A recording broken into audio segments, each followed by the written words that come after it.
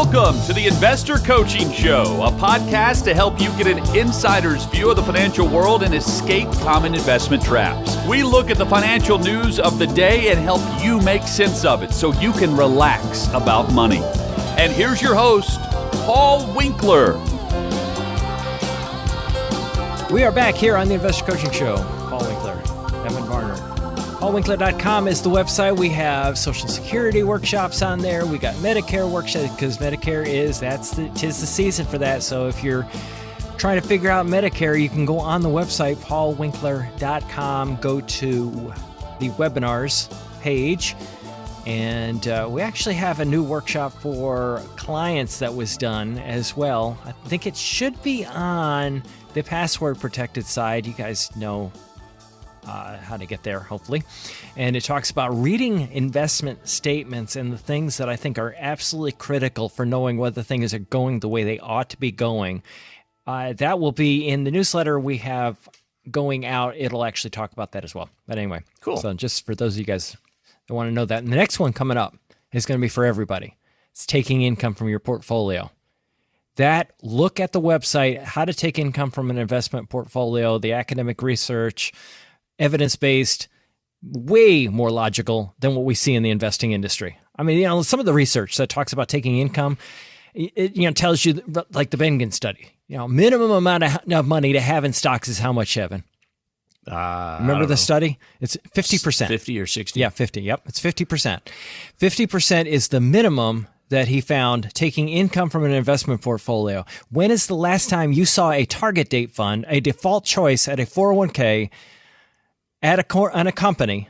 When is the last time you saw one that had that much in stocks for a retiree at their target date? Right. I don't remember ever seeing one. With all the companies I look at, not one, and yet that's what the research showed. So number one, if you think that the evidence-based research on taking income is being implemented by the investment world, I beg to differ. Yeah. Look at that. Like I sent you guys that chart. Look at the annuity sales. Right. Fixed annuity sales, guys. Yeah. If you look at fixed annuity sales over the last 25 years, you will notice that they spiked. They're supposed to be safe, right? They spiked when? They spiked after the 2002 downturn. They spiked after the 2008 downturn, and they spiked after the 2022 downturn. They spiked literally after you would have locked in your losses if you sold out of stocks, and they sold after the market downturn and just before what? The upturn. And they're capped on the recovery during the upturn. Exactly. So anyway, wow. I digress. But go ahead, Evan. Well, so I'll shift gears because okay. the industry doesn't always give you good information. Yeah. From sources. And so this actually came from Morningstar. Mm-hmm. Asset location, a tax-aware investment strategy. Where you keep your investments matters as much as what you invest in. When planning for retirement, most investors concentrate on what to invest in: stocks, bonds, cash, and other assets. Yeah. But an equally important and often overlooked decision is asset location, which accounts to hold these investments in.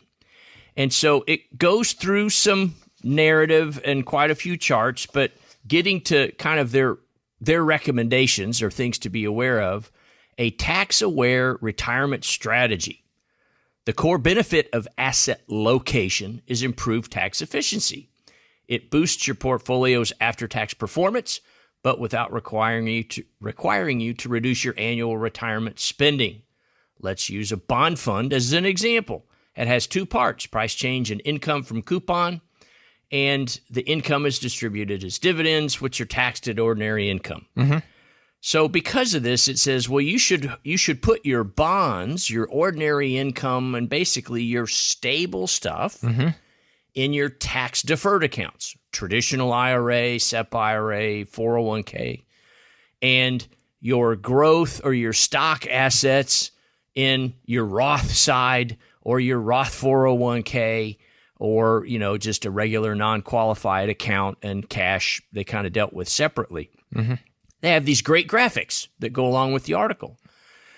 But the challenge when you read something like this is, okay, I've got my international, which is up 40% this year in my Roth, and my bonds are up 2%. So now my allocation's all out of whack as a portfolio. But you can't sell the international in your Roth and buy fixed income in your 401k plan. Well, you see these people going in. You can't maintain it. And they talk about using annuities as the bond section of your investment portfolio, which is absolutely ludicrous for that same reason. When you manage a portfolio, when stocks do very, very well and bonds do poorly, let's say I have half my money in stocks and I have half my money in bonds, and all of a sudden stocks do well. What should I? Well, I need to keep the portfolio in balance. We call it rebalancing for a reason. You're going to sell some of the stocks if they've done better. Now they're taking up 60% of your portfolio and bonds only taking up 40%. And then you're going to buy more bonds. And then when stocks go down, you're going to sell some of your bonds, buy more stocks. You're following the golden rule of investing, but you can't do that when you have them in different tax buckets like that. It makes absolutely zero sense. Number one. Number two, the other issue is this. If I'm putting all my money in bonds in my IRAs, let's say, because they're tax deferred and I don't have to pay taxes on the interest, because that's a lot of times asset location. That's what they teach. If I'm putting the money in my bonds in my IRA and I'm holding my money in stocks in my non-qualified account because I don't have to pay taxes on capital gains until I sell, so I'm getting deferral, I'm getting tax deferral in a way on the stock section of the portfolio. If I'm doing that, typically, and this isn't always the case, it really depends on the person's situation. A lot of times, the very first assets you want to actually tap in retirement are going to be non-qualified assets. So basically, what did I do? I put the most conservative thing in the thing that I would tap last. That's the way I've seen it taught before, is that asset location. So it doesn't make sense for the reason Evan is saying, and it doesn't make sense for the reason I'm saying either. I mean, it doesn't make sense at all. Well, and the phrase I use a lot of times is every portfolio should stand on its own 2 feet. Right. It's just kind of the way I say it. Yes. And so part of that is because those buckets may have a different goal tied to them. Mm-hmm. Your Roth bucket, you could be very aggressive because that may be the last dollars you're going to spend. Mm-hmm. And so one thing I do agree with is you want to have all three. Right. I want to have tax deferred. I want to have tax free and just non-qualified taxable. But, you may have a college fund, for example, and whether it's tax favored or not, if that time horizon is only 4 years, that shouldn't match the asset allocation of your retirement account. And so it really does make funding a goal very problematic. And so, here it is. It sounds like conventional wisdom, and you go, just like asking ChatGPT a question, it sounds really cool. Yeah. But you can't maintain it. It becomes very problematic. And kind of thinking about what you said, let's just say you started with a 60-40 mix, and it made sense. Right. Well, if your stock just keeps growing and your bonds aren't, you're going to have a 90-10 mix in about 4 or 5 years. Yeah, your risk picture will totally change. Yeah. No, you're nailing. I mean, exactly right. So that and then the other issue is that when you look at this whole thing, and I think the thing that I think the point you're making here, Evan, is this: letting the tax tail wag the dog. Yep. If you ask ChatGPT, what's the most tax efficient way to do things? That may be it. Yeah. But if taxes are only one part of the picture, return is a huge part. Mm-hmm. But even more important, and maybe not more important, but as important, or definitely you want to be focusing on risk of the portfolio. Yeah. And when you stop managing the portfolio in the way that we prescribe, you're ignoring risk. And if you look at ignoring risk and ignoring the standard deviation of the portfolio and the ups and downs, you can run yourself out of money in a heartbeat if you don't manage thinking in that particular manner. Yeah. So definitely. So here was another one. This was out of the Wall Street Journal. Mm-hmm. And I'll tell you as we get into the article why it struck me, but it's an MIT student awed top economists with his AI study. Then it all fell apart. Aidan Toner Rogers shot to academic fame in a field hungry for new insights and revelatory research. But a computer scientist thought something seemed off. Aidan Rogers, 27, sprung to the upper tiers of economics as a grad student late last year from virtually out of nowhere. Mm-hmm. While still taking core classes at MIT, he wrote a paper on artificial intelligence's workplace impact. So rapidly influential, it was cited in Congress.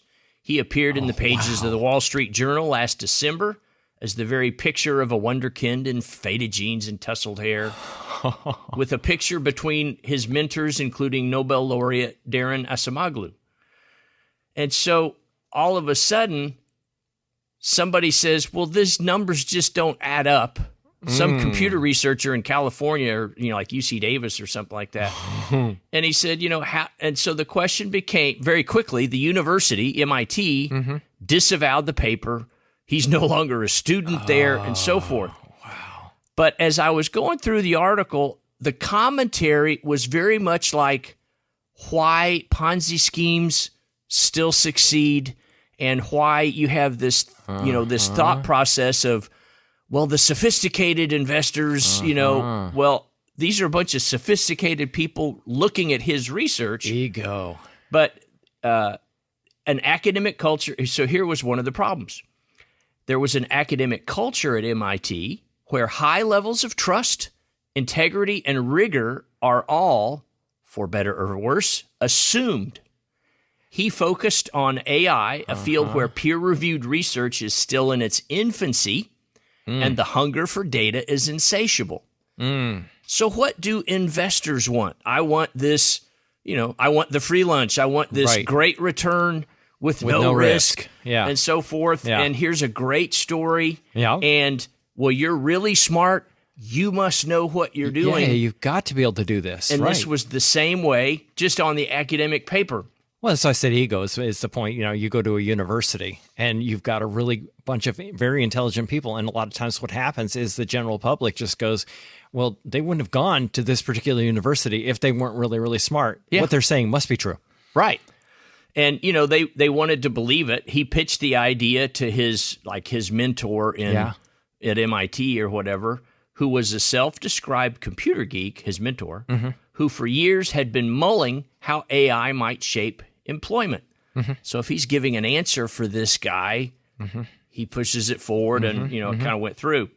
And the bottom line for me in going through that was, the technology sounded too good to be true to this researcher that caught it.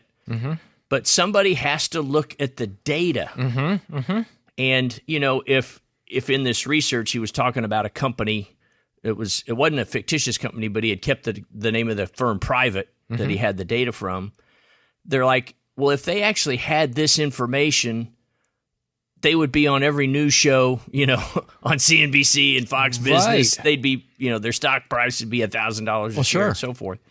And just because it's in print or just because someone you think is smart or think is an authority figure said it, doesn't necessarily mean it holds up to scrutiny. Well, and you say that I was having a text conversation with a friend a little bit earlier today, and we were talking about a lot of the things that we hear that aren't necessarily so. Yeah.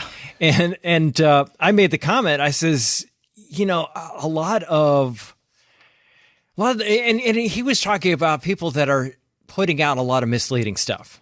He was just talking about the, without getting into too much detail, the people out there in the public eye putting information out there that just is very, very questionable. And I said, a lot of that stuff I don't fall for. And I said, a lot of it I don't fall for simply because I've had 4 university courses on statistics. Yeah. And, when you get into that, I remember taking the most recent one that I took. It happened to be in the psychology world. The professor that was teaching it made the comment about a lot of the garbage information out there on psychology. Yeah. And he says, how does this stuff pass muster? How is it that this is commonplace out there? And he says, I'm going to tell you the reason. He said, because they ignore R-squares. They ignore statistics. They ignore the data that is, and you might have some kind of a correlation, but it's not causal. Yeah. And it's not necessarily that related, and if you look at the data, you go, well, wait a minute, maybe there's something else that's caused this particular result. Mm-hmm. You have dependent variable and independent variable, and it might be, that something else is actually at play here. And so what happens is you come to the wrong conclusion. And I think that's it's so often the case is that they're not necessarily that well grounded in statistics, and they fall for things that look like they may be causal, but they're not.